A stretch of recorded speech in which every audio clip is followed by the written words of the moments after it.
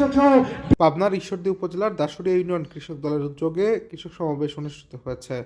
মঙ্গলবার বিকালে উপজেলার দাসুরিয়া এম উচ্চ বিদ্যালয় মাঠে কৃষক সমাবেশের আয়োজন করা হয়। কৃষক সমাবেশে প্রধান অতিথি হিসেবে উপস্থিত ছিলেন বিএনপি চেয়ারপারসনের উপদেষ্টা এবং পাবনা জেলা বিএনপির আহ্বায়ক হাবিবুর রহমান হাবিব।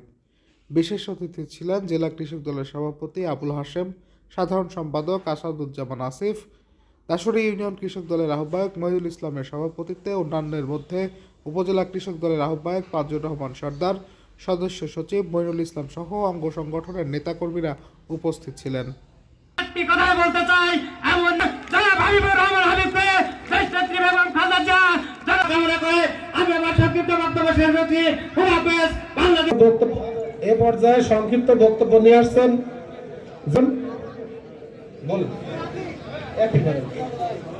আসসালামু আলাইকুম। কথা বাড়াবো না, যেহেতু চেয়ারপারসনের উপদেষ্টা 90 গণ অভ্যন্তরের মান